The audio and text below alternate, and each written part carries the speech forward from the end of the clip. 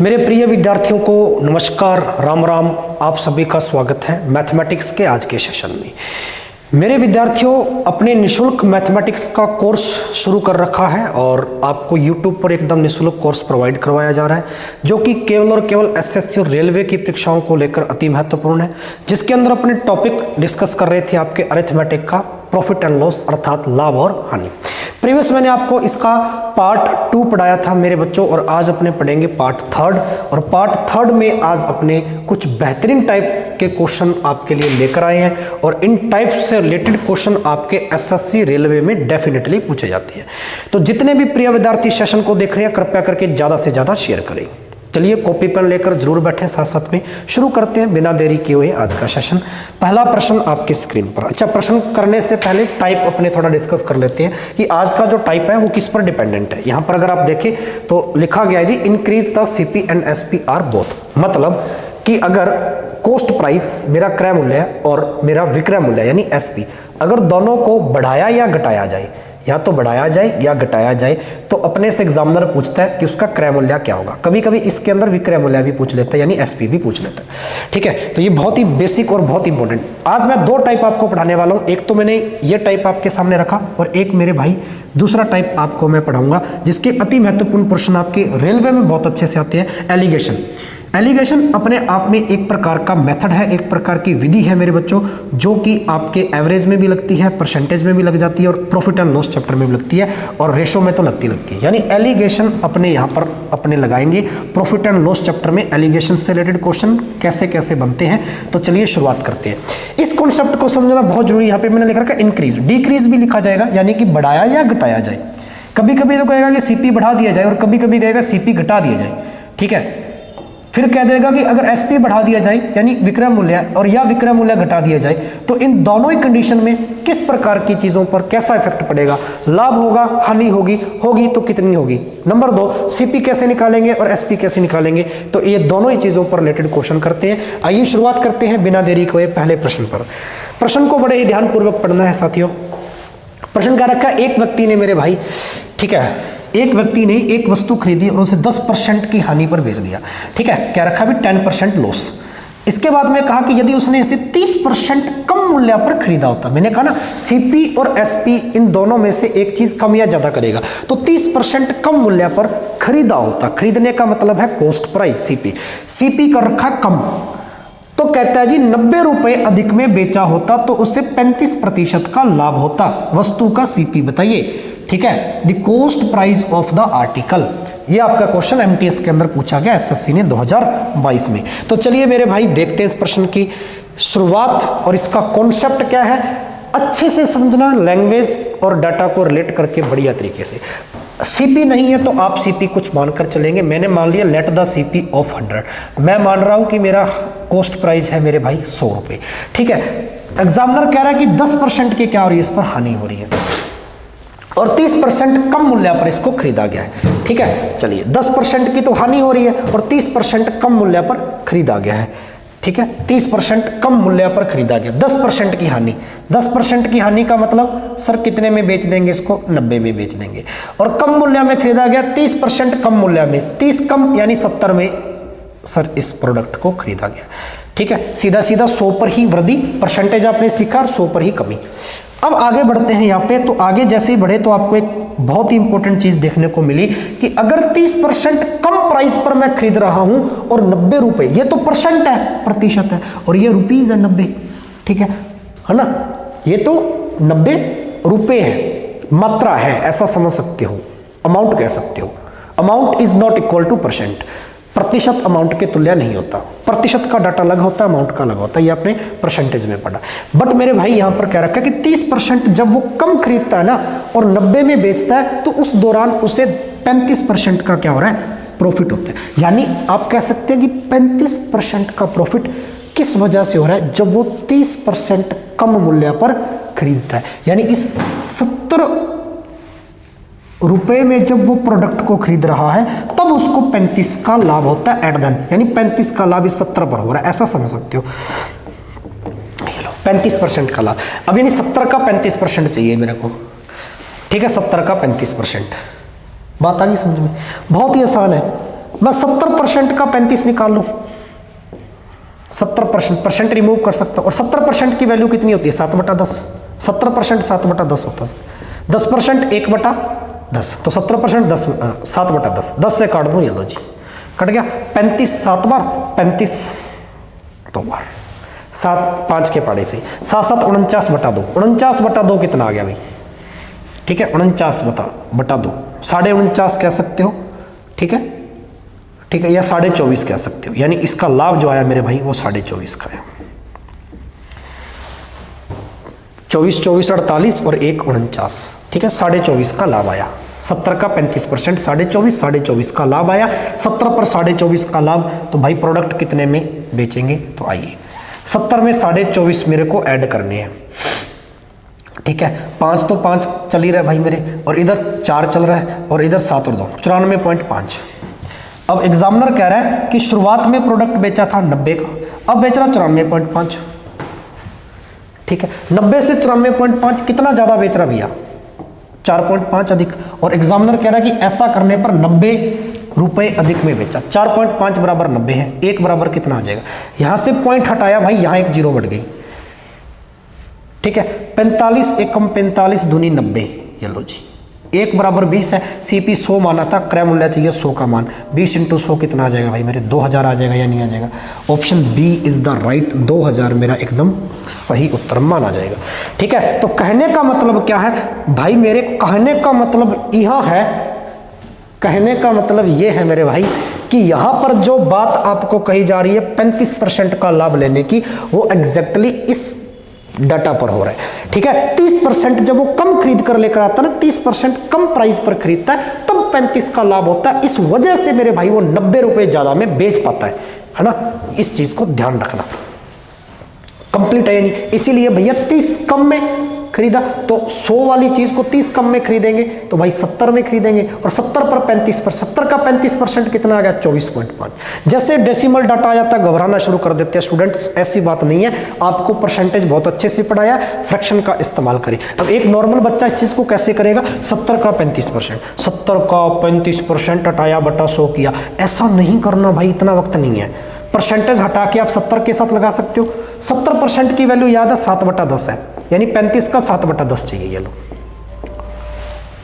बहुत आसान बात है, यानी 24.5 कंप्लीट है, ठीक है जी। आगे बढ़ते हैं, अगले क्वेश्चन को लगाइए सभी बच्चे, सेम क्वेश्चन है, कॉपी पेन लीजिए और करना शुरू कीजिए।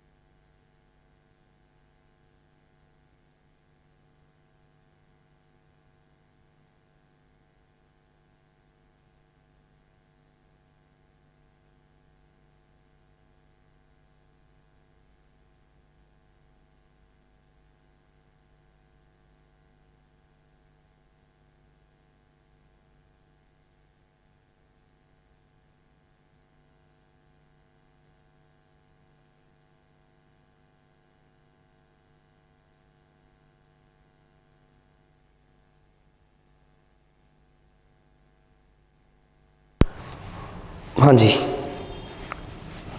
चलिए क्षमा चाहूँगा, बीच में कॉल आ गया था। चलिए बेटा इस क्वेश्चन को भाई, बहुत ही प्यारा क्वेश्चन है, आवाज़ आ रही है मेरी आप तक, सभी तक आपको अच्छे से साफ दिखाई दे रहा है, बिल्कुल साफ दिखाई दे रहा है, कोई दिक्कत नहीं, एमटीएस का क्वेश्चन है। चलो ठीक है भाई,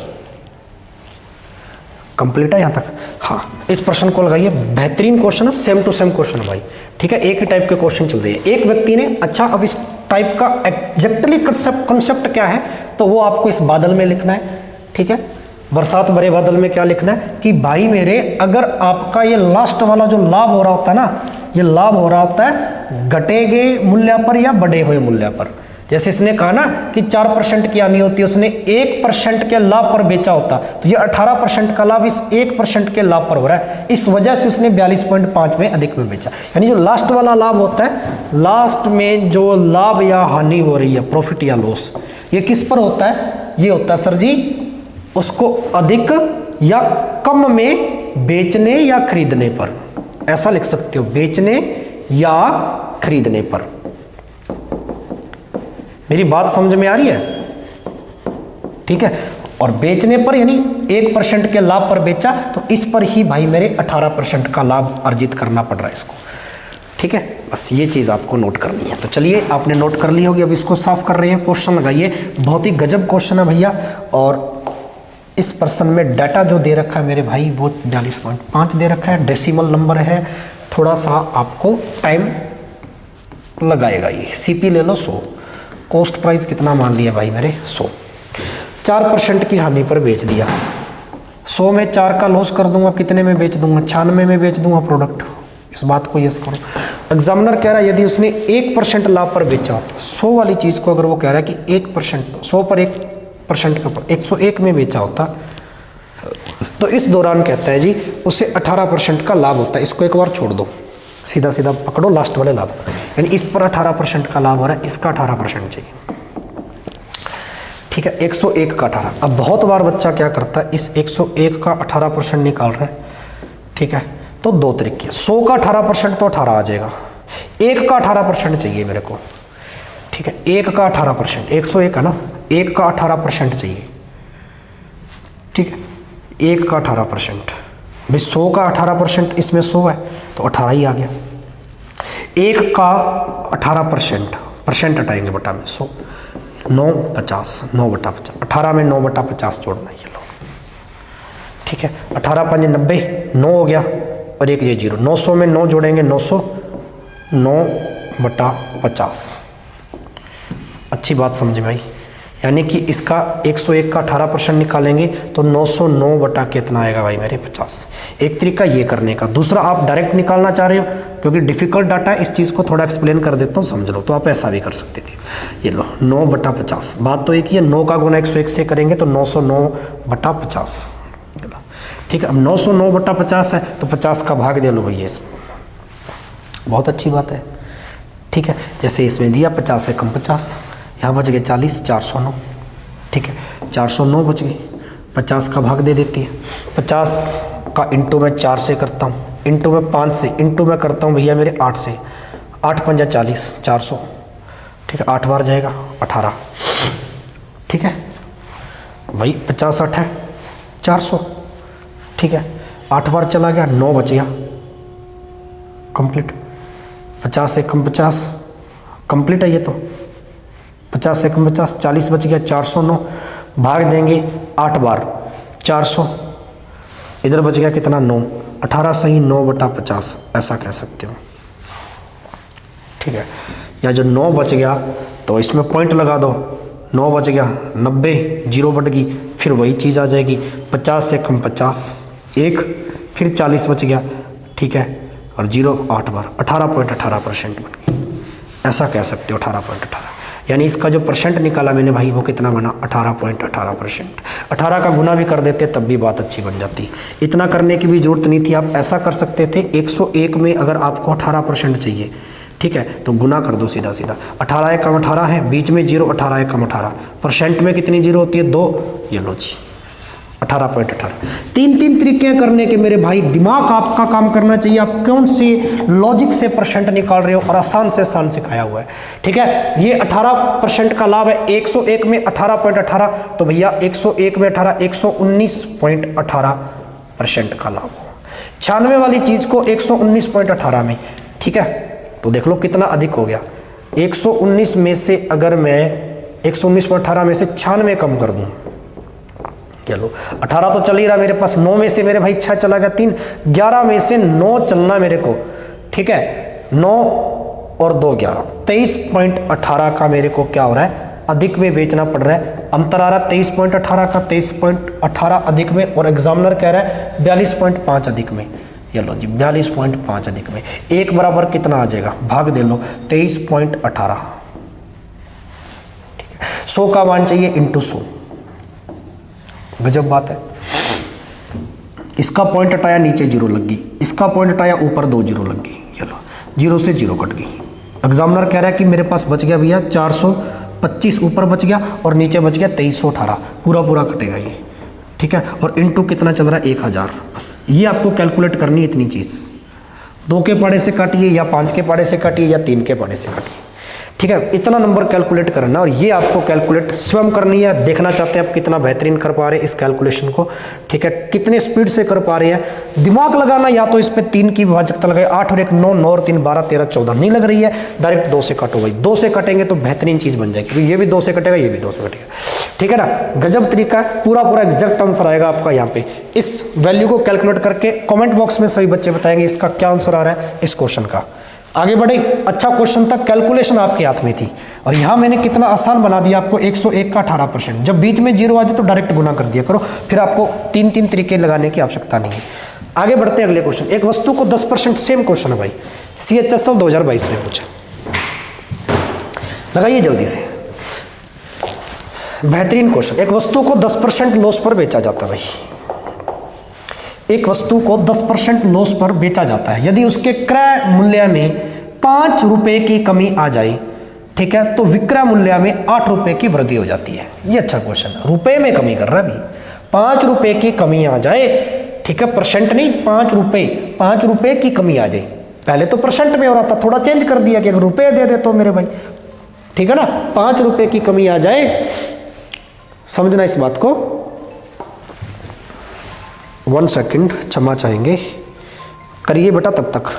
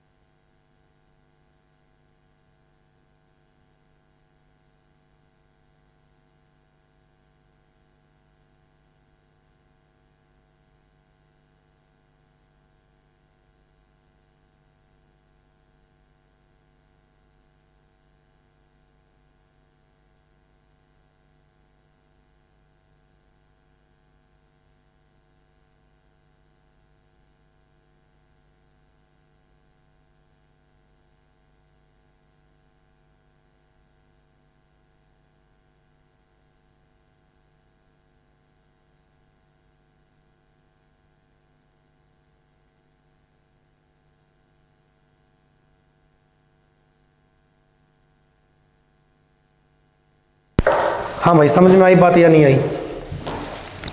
ठीक है, तो अब यहाँ पे रुपए की बात कर रहा है वो, इस बात को बड़े गौर से समझना भाई। ₹5 की कमी की जाती है तो विक्रय मूल्य में 8 रुपए की वृद्धि हो जाती है। अगर इस पर 10% का लाभ अर्जित किया जाए तो वस्तु का वास्तविक विक्रय मूल्य, अब इसमें विक्रय मूल्य पूछ लिया, लगाइए इस क्वेश्चन को थोड़ा चेंज किया, देखते हैं कौन सा बच्चा इसको सबसे पहले, और जो बच्चा इस प्रश्न का जवाब देगा कमेंट बॉक्स में जरूर बताएगा कि सर मेरा आंसर आ चुका है, ठीक है, क्योंकि आपके लिए बेहतरीन क्वेश्चन है मेरे भाई, बहुत ही गजब क्वेश्चन है, ठीक है। और ऐसे ही प्रीवियस भाई मेरे जो मैंने पार्ट नंबर 2 पढ़ाया था उसमें भी कमेंट बॉक्स में आप जवाब दीजिए, फीडबैक दीजिए कि आपको क्लासेस कैसी लग रही हैं, आपके ये निःशुल्क कोर्स की क्लासेस आपको समझ में आ रही हैं या नहीं आ रही हैं, किस तरीके की इसमें और परिवर्तन किए जा सकते हैं, ये सारी चीज़ आप मेरे को फीडबैक में बता सकते हैं भाई, ठीक है। कंप्लीट है या नहीं कंप्लीट है, जल्दी बनाइए।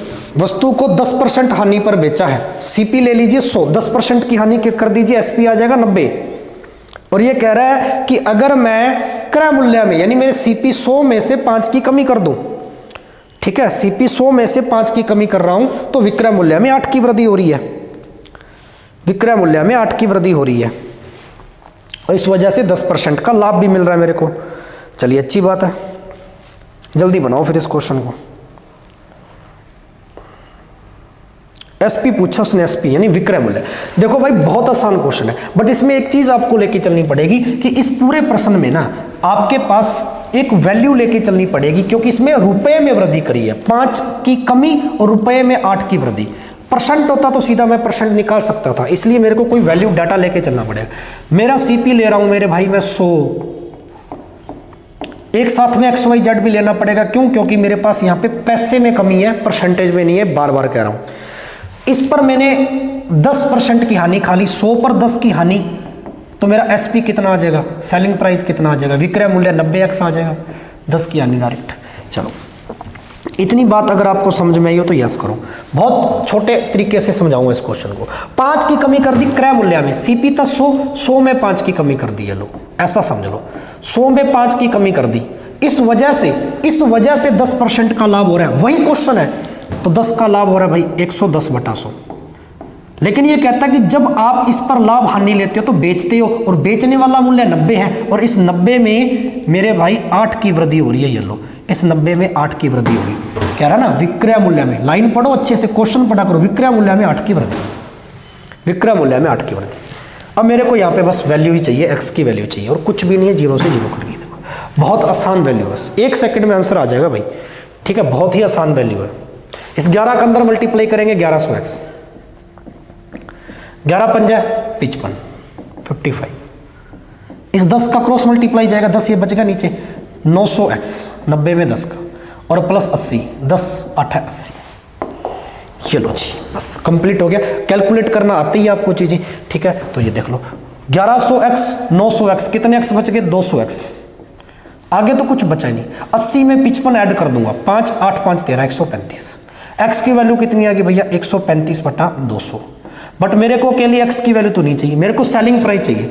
सेलिंग प्राइस कितना ले, 90, ठीक है, x की वैल्यू अगर मेरे पास 135/200 तो 90 की वैल्यू चाहिए, इंटू 90 कर दो, ये लो आपके पास विक्रय मूल्य आ गया। क्यों, क्योंकि उसने एग्जामिनर ने विक्रय मूल्य ही पूछा था आपसे, ठीक है, एग्जामिनर ने क्या पूछा था, विक्रय मूल्य तो पूछा ही, देखो सेलिंग प्राइस, ठीक है। चलिए 0 से 0 कट गई, 5 के पाड़े से काट दीजिए इसको, 5 के पाड़े से 4 बार काटेंगे, 5 के पाड़े से इसको काटेंगे, तो मेरे भाई 5 दूनी 10, 7 5 35, 27 × 9/4, चलो जी इतनी सी कैलकुलेशन, तो लगभग आपका ये आ जाएगा 6 चौके 60 पॉइंट कुछ आएगा, 60.75, 4 रहेगा नीचे, 3/4 होता है 75 भैया, ये नहीं कटेगा, देख लो बहुत अच्छी कैलकुलेशन है, 60.75 CHSL 2022 में आया है।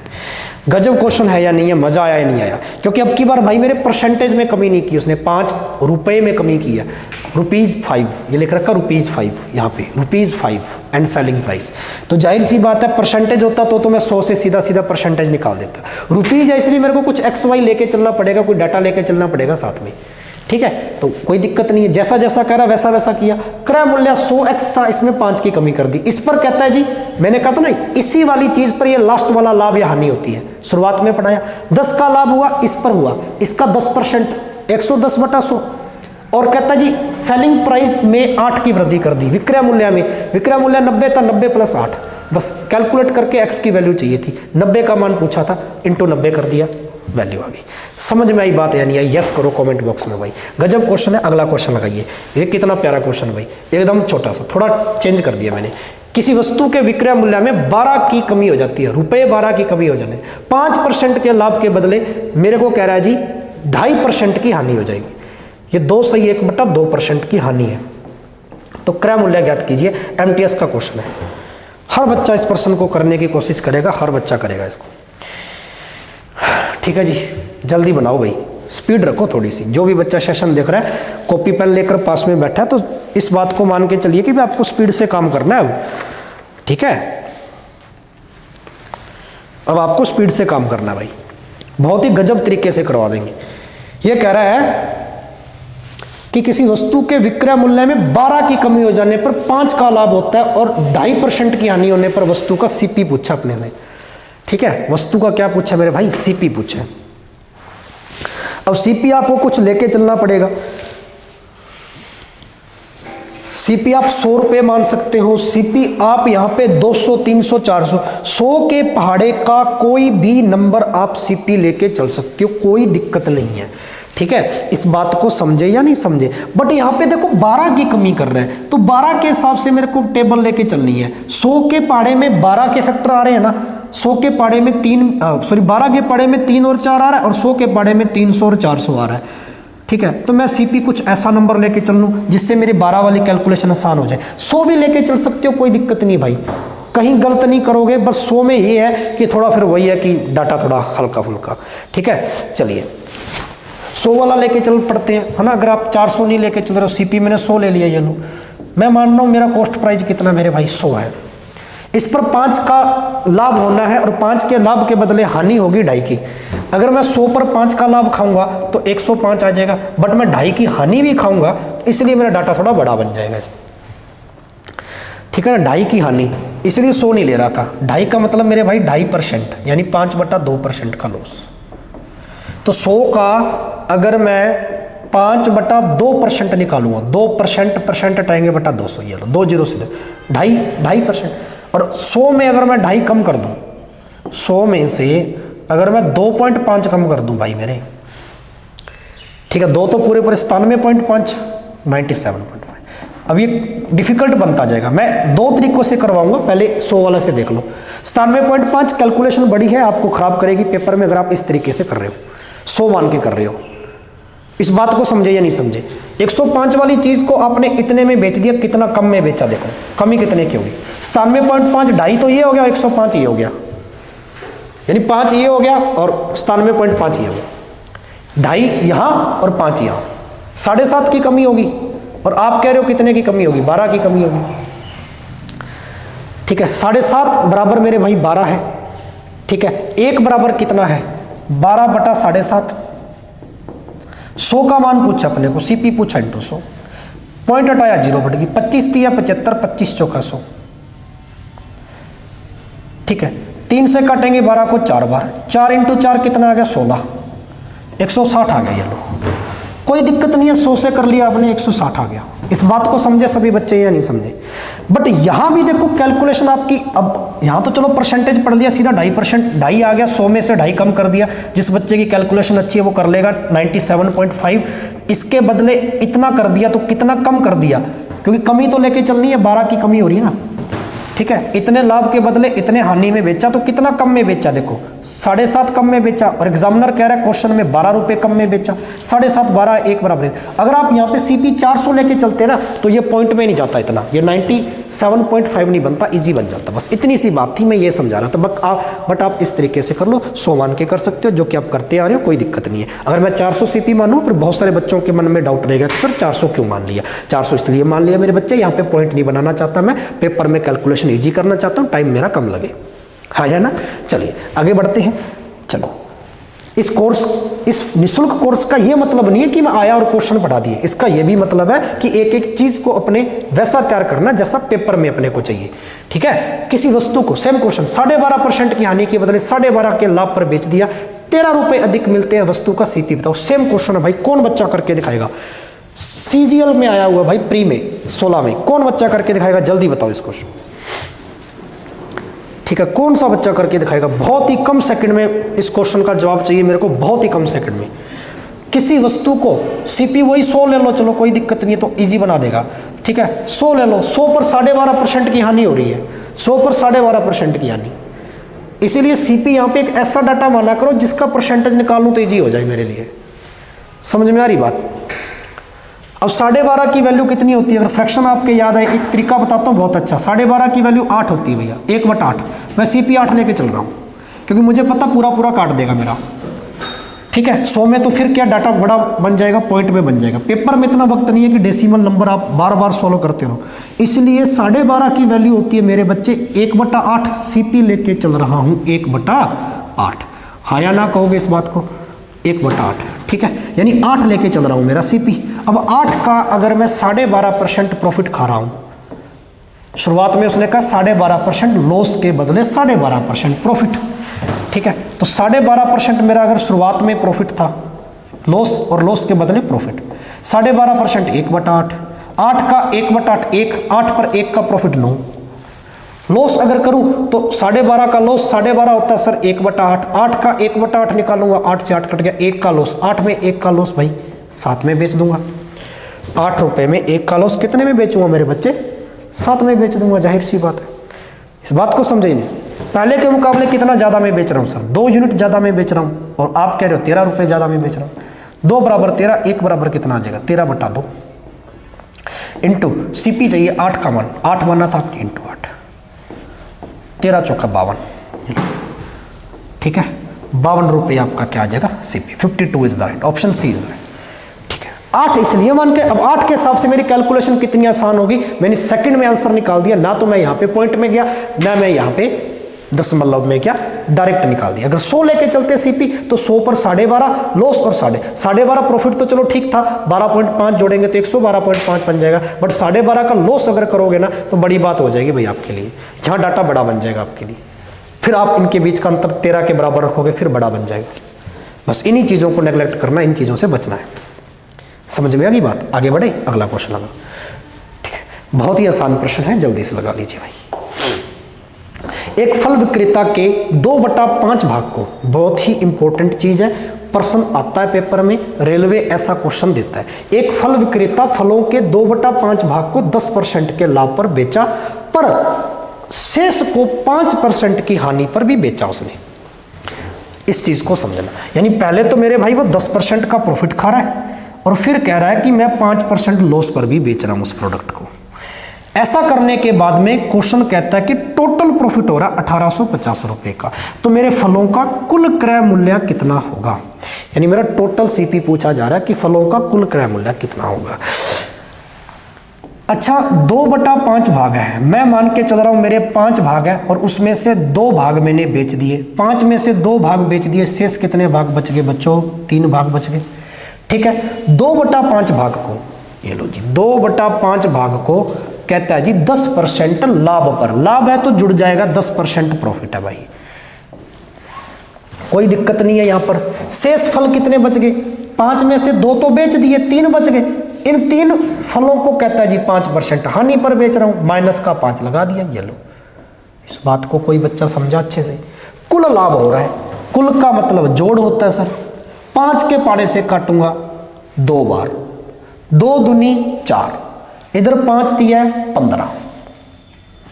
अब सोचने वाली बात इसमें से ये है, बहुत ही प्यारी बात यहां पे बता रहा हूं मेरे प्यारे भाई, ठीक है, कि 3 भाग है, 5 में से 3 भाग यहां पर आपने बेचे हैं। ठीक है, तो 3/5 लेना था, 5 से 5 कट गया, ये इस 5 से भाई मेरे ये 2 कट गया, इधर तो आ गया 2 दूनी 4 प्लस का आ गया भाई, और इधर आ गया 3, ये माइनस का आ गया, तो 4 में से 3 गया, कितना बच गया? 1 बच गया।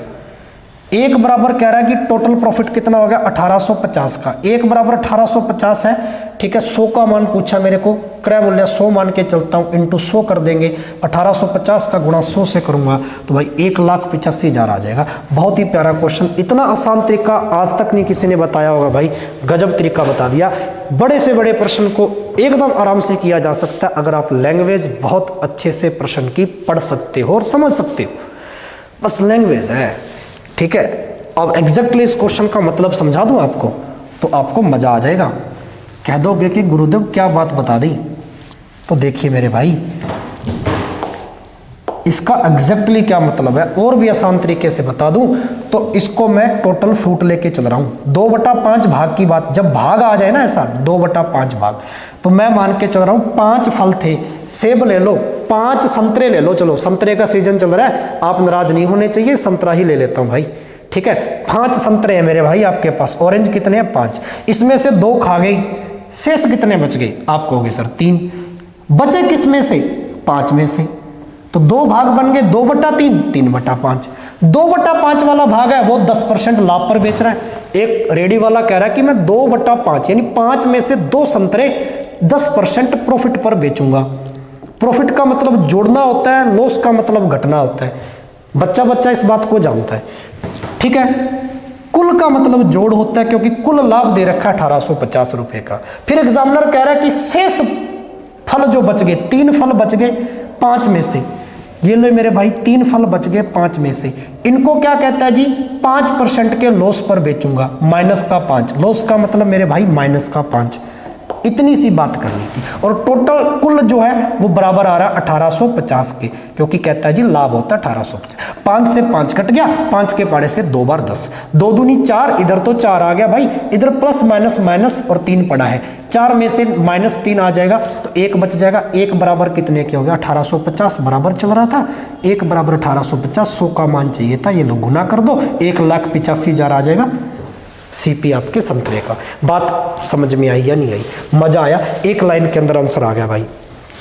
ठीक है, मार्केटिंग है, प्रॉफिट और लॉस सारी, दुकानदारी समझ में आ गई तो बात समझ में। एनटीपीसी 2021 में क्वेश्चन आया और टाइप भी आपका चेंज कर दिया, एलिगेशन पर रिलेटेड क्वेश्चन करते हैं।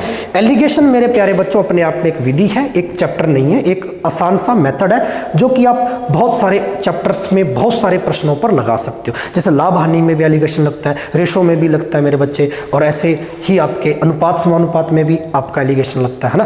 तो चलिए इस प्रश्न में एलिगेशन लगा रहे हैं, दूसरा टाइप शुरू हो गया। एनटीपीसी 2021 में पूछा गया है, रेलवे का क्वेश्चन है, आइए लगाते हैं। समझिए पहले प्रश्न को, कहता है रुपये 42 केजी कीमत वाले कितने केजी चावल को 50 केजी कीमत वाले 7.5 केजी चावल के साथ मिलाना चाहिए ताकि परिणामी मिश्रण, परिणामी का मतलब होता है टोटल जो रिजल्ट आएगा मेरे भाई, परिणाम जो आएगा है ना, टोटल जो एलिगेशन है वो इतने रुपए प्रति केजी की दर पर बेचें तो 18% का लाभ आ जाए। यानी कि आप एक चीज़ ध्यान रखना, एलिगेशन में यहाँ जो डाटा आता है इस प्रकार से एक स्ट्रक्चर बनती है मेरे बच्चे। यहाँ जो बीच में डाटा आता है ये टोटल होता है, ये आपका टोटल बनता है सीपी, कॉस्ट प्राइस। कभी कभी ये टोटल बनेगा एलसीएम, कभी कभी ये टोटल बनेगा मिक्सचर यानी मिश्रण, ठीक है, कभी कभी ये टोटल बनेगा मेरे भाई एवरेज, औसत वाले चैप्टर में भी लग जाता है ये।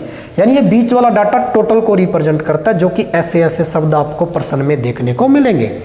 हाँ या ना मेरे भाई, बात समझ में आ गई।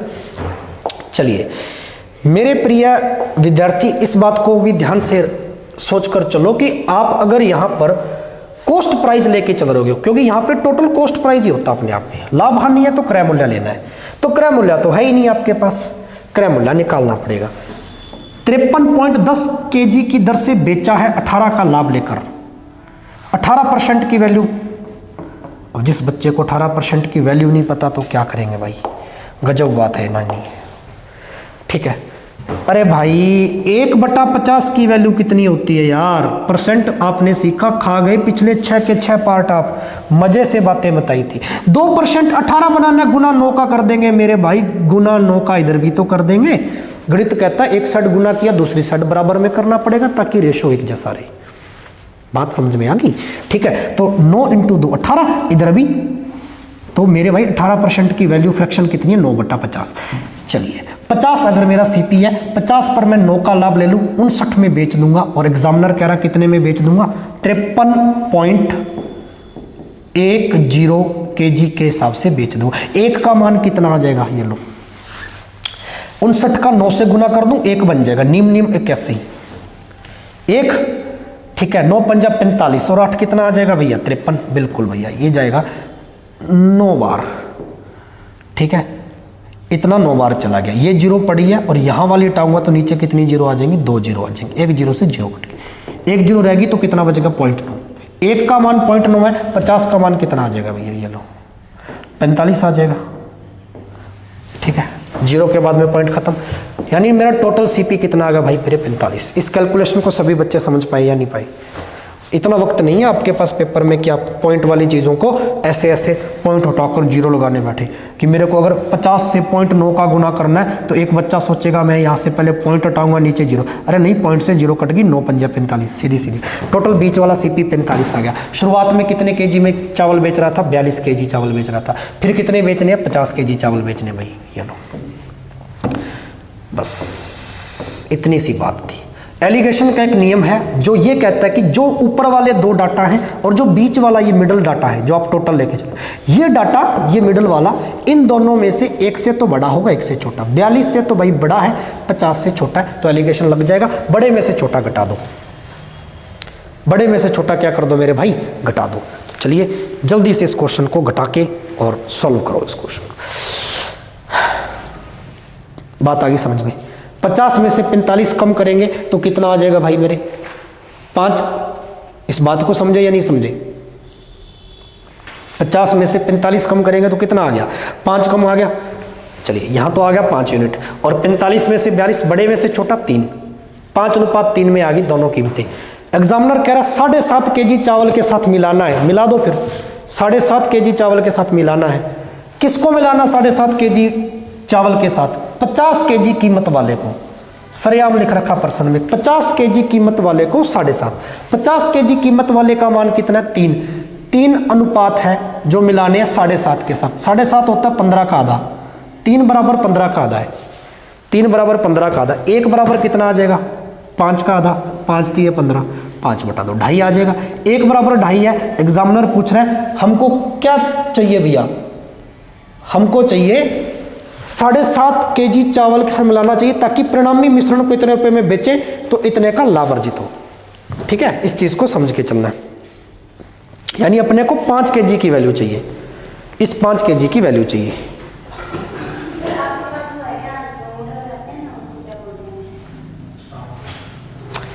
ठीक है, तो कंप्लीट है यहाँ पे। अब देखो 7.5 kg चावल के साथ मिलाना है, 7.5 kg चावल के साथ मिलाना ताकि परिणामी मिश्रण को इतने kg की दर से बेचे तो 18 का लाभ हो। परिणामी मिश्रण को बेचना है तो 1 की वैल्यू आ गई 5 बटा 2, टोटल को बेचना, टोटल 8 की वैल्यू चाहिए। ठीक है, या आप इस चीज को ऐसे कर सकते हैं, अगर 1 यूनिट की वैल्यू आपके पास 5/2 आ गई, यानी 1 अनुपात अगर आपके पास 5 बटा 2 के बराबर है मेरे भाई, ठीक है, तो आपको 5 अनुपात की ही वैल्यू पूछिए, 42 की वैल्यू पूछिए, 5 अनुपात की वैल्यू पूछिए।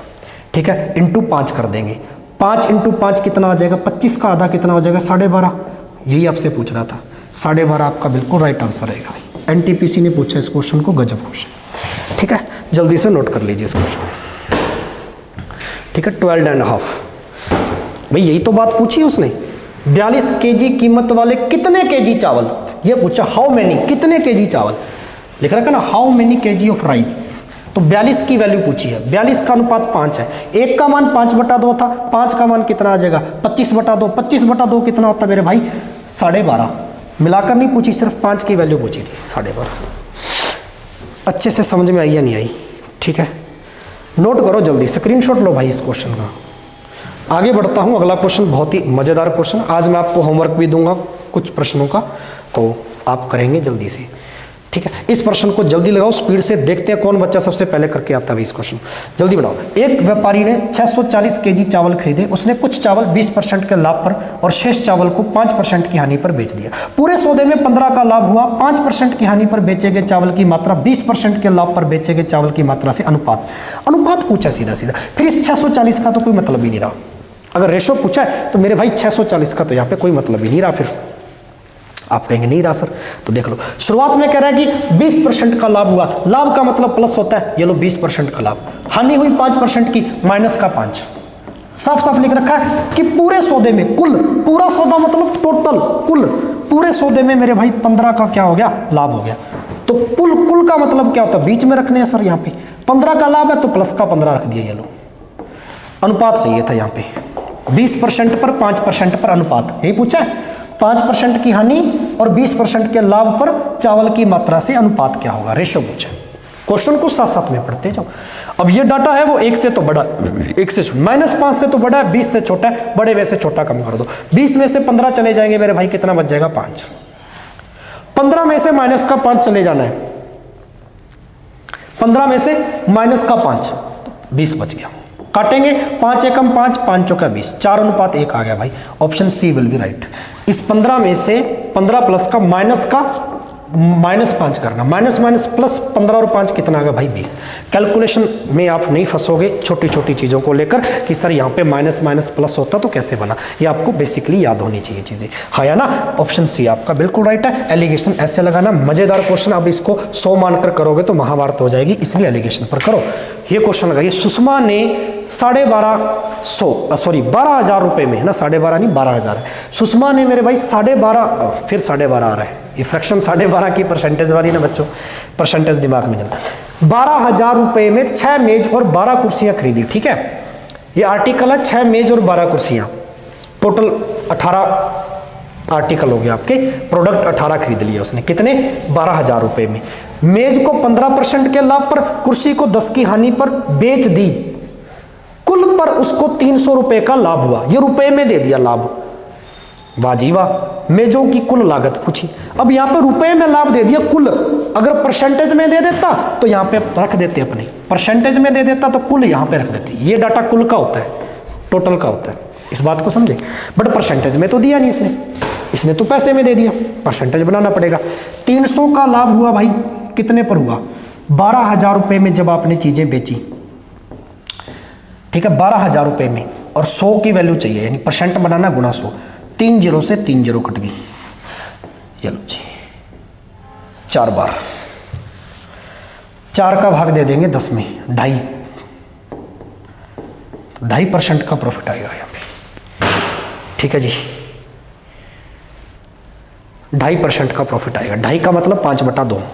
ऊपर मेरे भाई 15 का लाभ हो रहा है, प्लस का 15, कोई बात नहीं, खत्म करेंगे इस कहानी को बहुत शानदार तरीके से, मजा। 10 की हानि माइनस का 10, यहाँ पे 2.5 का मतलब 5/2। अब यहाँ पे फ्रैक्शन आ गई, मेरे को इस फ्रैक्शन को खत्म करना, तो ये वाला 2 जो है, इस 2 को खत्म करने के लिए गुना 2 का कर दूं।